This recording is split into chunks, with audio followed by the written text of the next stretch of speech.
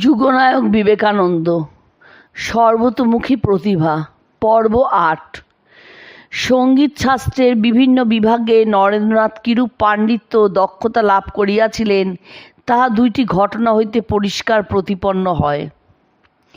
উহা বিএ পাশের ২-৩ বৎসরের পরের কথা হইলেও আমরা এখানেই বলিয়া রাখি।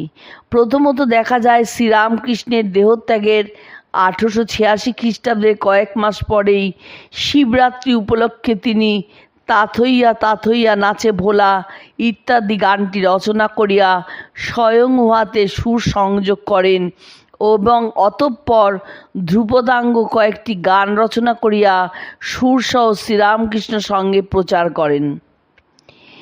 এই বিষয়ে প্রকৃষ্টতর দ্বিতীয় প্রমাণ সঙ্গীত কল্পতরু। অধুনা প্রকাশিত অক্টোবর 1963 সঙ্গীত সাধনায় স্বামী বিবেকানন্দ ও সঙ্গীত কল্পতরু গ্রন্থের ভূমিকায় স্বামী প্রজ্ঞানানন্দ লিখিয়াছেন, স্বামীজি ছিলেন না শুধুই গীত শিল্পী, ছিলেন সঙ্গীত তত্ত্বানুসন্ধানের পথচারী। সঙ্গীত কল্পতরু গ্রন্থখানির ঔপপত্তিক আলোচনা শৈলী তার সঙ্গীত জ্ঞান বিচক্ষণতার কথা প্রমাণ করে। সঙ্গীত কল্পতরু প্রথম সংস্করণের প্রারম্ভে 90 পৃষ্ঠাব্যাপী ভূমিকায় সুর, তাল, বাদ্যযন্ত্র, বাজনা, বোল, স্বর সাধনা, কনসার্ট ইত্যাদি বহু বিষয় আলোচিত হইয়াছে সঙ্গীত ও বাদ্য এই শিরোনাম অবলম্বনে। পরিশিষ্টে 18 পৃষ্ঠাব্যাপী সাধক ও কবিগণের জীবনী এই শিরোনাম অবলম্বনে বিদ্যাপতি, চণ্ডীদাস, রামপ্রসাদ প্রভৃতি অনেকের সংক্ষিপ্ত পরিচয় দেওয়া হইয়াছে। বাকি সঙ্গীত সংগ্রহ নামক অংশে বহু শ্রেণীর বহু ভাষার সঙ্গীত স্থান পাইয়াছে।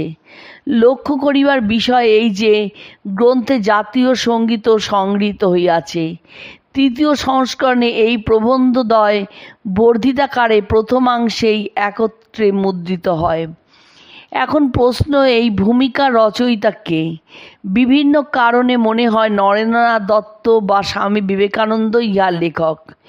এই বিষয়ক যুক্তিগুলি আমরা পরপর উপস্থিত করিতেছি।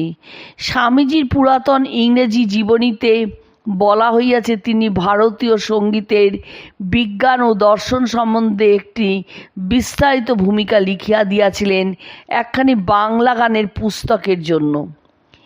শ্রীযুক্ত ভূপেন্দ্রনাথ দত্ত লিখিয়াছেন যে নরেন্দ্রনাথ মায়া, তবলা, পাখোয়াজ ইত্যাদি যন্ত্রের বাজনা সম্বন্ধে একখানি পুস্তক লিখিয়াছিলেন। উহা বড়তলার বৈষ্ণবচরণ বসাক প্রকাশ করেন ও উহার একখানি পুস্তক বেলুর মঠের পুস্তকাগারে আছে।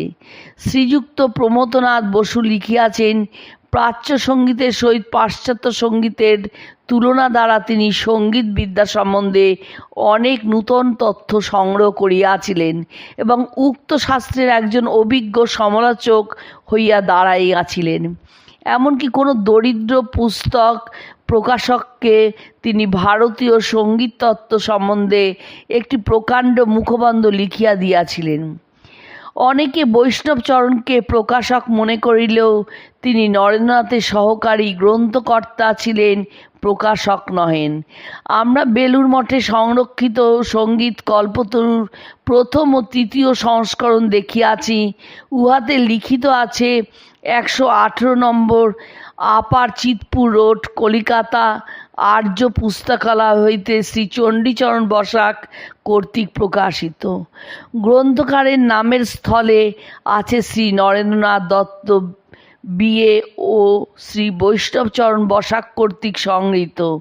পুস্তকের প্রারম্ভে সহকারী গ্রন্থকার বৈষ্ণবচরণ তাহার বিশেষ কথায় লিখিয়াছেন, প্রায় 1 বৎসর অতীত হইল ইহার সংকলন কার্য আরম্ভ হইয়াছে।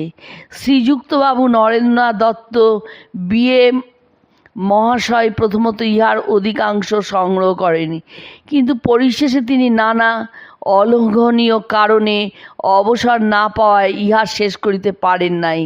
তজ্জন্য আমি ইহার অবশিষ্টাংশ পূরণ করিয়া সাধারণে প্রকাশ করিলাম।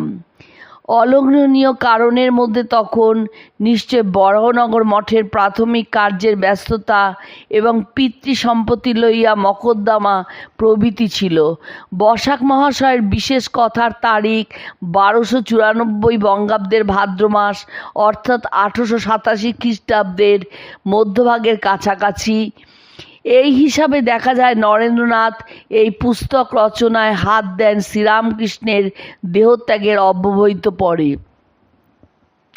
হয়তোবা উহার কিঞ্চিত পূর্বে। গ্রন্থখানি লোক সমাজে বিশেষ সমাদৃত হয়। বৈষ্ণবচরণ তৃতীয় সংস্করণের বিশেষ কথায় লিখিয়াছেন, 6 মাসের মধ্যে 2 সংস্করণে 2 সহস্র সঙ্গীত কল্পতরু নিঃশেষিত হইয়াছে। তখনকার দিনে ইহা খুবই সন্তোষজনক, কিন্তু পরে ব্যবসায়ী মনোবৃত্তির ফলে পুস্তকখানির নাম পরিবর্তিত হইয়া যায় এবং নরেন্দ্রনাথের নামও পরিত্যক্ত হয়। পুস্তকখানি সত্য ও কর্তৃত্ব লইয়া একটি বিবাদ কিছুকাল চলিয়াছিল বলিয়া মনে হয়। বেলুর মঠে সংরক্ষিত প্রথম সংস্করণের পুস্তকখানির প্রথম পৃষ্ঠায় গ্রন্থকারদ্বয়ের নামের পশ্চাতে কে একজন কালি দিয়া লিখিয়াছেন ও জ্ঞানচন্দ্র বসাক। ওই গ্রন্থখানির মালিক হিসাবে ইংরেজিতে জ্ঞানচন্দ্র বসাকের নাম লিখিত আছে এবং বর্ষ দেওয়া হইয়াছে 1887।